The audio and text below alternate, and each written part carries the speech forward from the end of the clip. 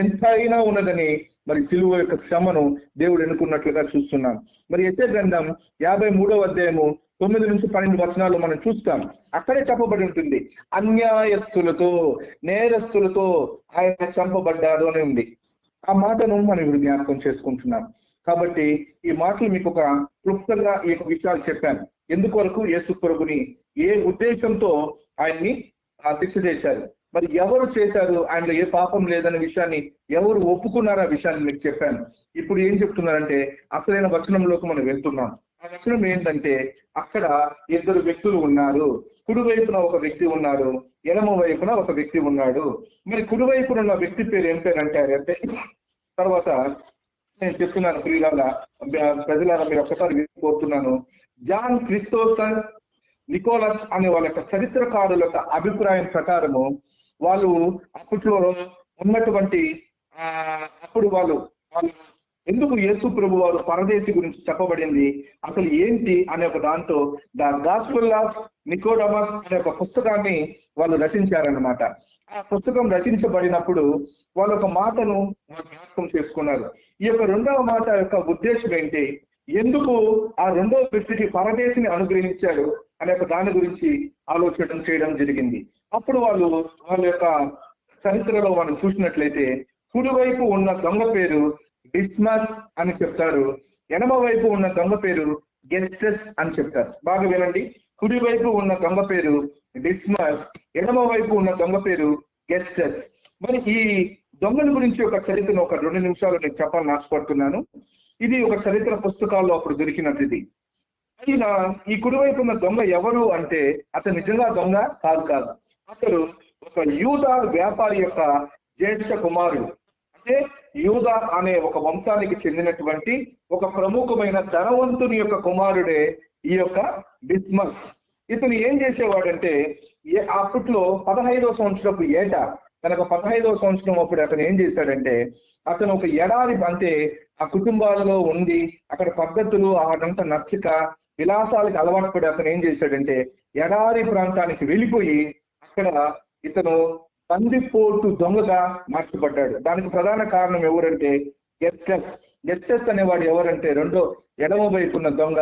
అతడు ఎవడో కాదు, ఈ యొక్క డిస్మస్ కుడివైపు ఉన్న దొంగకి సన్నిహితుడు, బంధువు.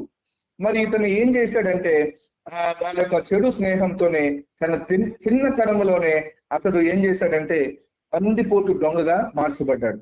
దాదాపు అతడు తన 30వ ఏట వచ్చేంత వరకు విపరీతమైన దొంగతనాలు చేస్తూ బందిపోటు దొంగ పనులు చేస్తూ అనేకమైన రోడ్డు అంటే ఎడారి ప్రాంతంలో వెళ్ళేటువంటి అనేక మందిని చంపుతూ అనేక మందిని దోచుకునేటువంటి ఒక దుష్కార్యం చేసినటువంటి వారు.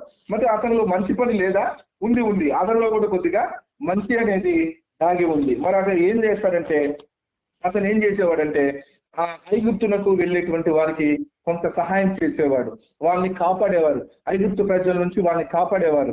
అట్లా ఆయన చేసేటువంటి మనస్తత్వం కలిగిన వారు.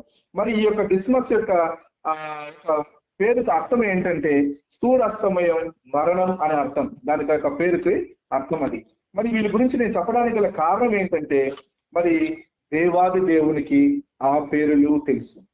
కుడి పక్కన ఎవరు ఉన్నాడు, ఏడం పక్కన ఎవరున్నారు, ప్రతిదీ తెలుసు. మరి ప్రియులైనటువంటి వారులారా, ఈ ముందు మాటలు ఒక్కసారి మనం చూసినట్లయితే ఈ లూకా సువార్త 23వ అధ్యాయం 39వ వచనాన్ని ఒక్కసారి చూసినట్లయితే వేలాడ వేయబడిన ఆ నేరస్తుల్లో ఒకడు ఆయనను దూషించుచు నీవు క్రీస్తువు కదా, నిన్ను నీవు రక్షించుకునము, మమ్మల్ని కూడా రక్షించుము అని చెప్పింది.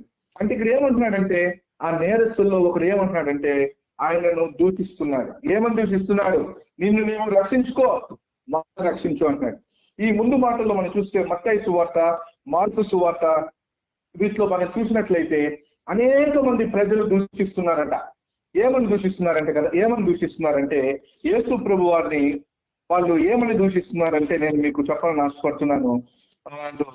నువ్వు దేవుని కుమారుడు కదా, దేవుని కుమారుడు అయితే ఆ సిలువు దిగి నిన్ను నువ్వు కాపాడుకో అంటున్నారంట.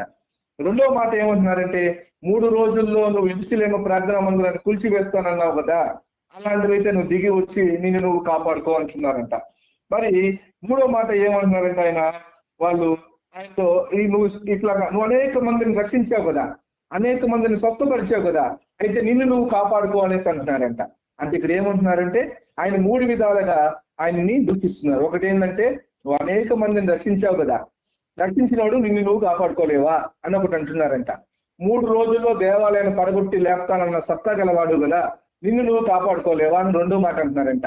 నువ్వు దేవుని కుమారుడివి, దేవుని కుమారుడివి, దేవుని కుమారుడివి, దేవుడు నాకు సర్వాధికారం ఇచ్చాడు అంటున్నావు కదా, అయితే దేవుని కుమారుడివి అయితే దేవుడే నీకు నిజంగా నీకైతే నాకు విశ్వాసం ఉన్నట్లయితే నిన్ను నువ్వు కాపాడవచ్చు కదా అని అక్కడున్న ప్రజలంతా తలలో ఊపుతూ ఆయనని హేళన చేస్తూ అపహాసం చేస్తూ ఉంటే వాళ్ళతో కలిసి వీళ్ళు కూడా ఏం చేసేవారంట, మొదట్లో ఆయనను కూడా ఆ విధంగానే నిందించారంట. ఏమని నిందించారు? నువ్వు కాపాడుకొని మమ్మల్ని కాపాడు అని నిందిస్తున్నారు. అయితే దేవుడు ఎంత గొప్పవాడంటే అంత శాంతి కృప కలిగినటువంటి దేవుడుగా నేను చెప్తున్నాను. ఇక్కడ మాట్లాడుతున్నప్పుడు అప్పుడు ఏమంటున్నాడంటే, అయితే ఒక మాటను మీకు జ్ఞాపకం చేస్తున్నాను. ఈ అయితే అనే మాటలోనే ఒక గొప్ప ఉజ్జీవం దాగి ఉంది. ప్రభువా, ఇంతవరకు నా బ్రతుకు ఇలా ఉంది, నా బ్రతుకు అలా ఉంది, నేను ఇలా బ్రతికాను, ఇలా చేశాను, నా జీవితంలో మార్పు లేదు అనేసి మనం ఈ రోజుల్లో బాధపడుతున్నాం.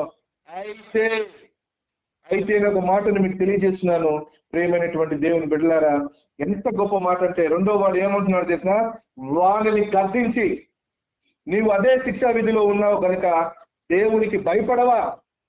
ఏం చెప్తున్నారండి? అదే శిక్షా విధిలో ఉన్నావు, నువ్వు దేవునికి భయపడవా? ఎందుకు భయపడవు? మనకైతే ఇది న్యాయమే, ఇదంతా మనకేంది న్యాయమే. ఎందుకు న్యాయము?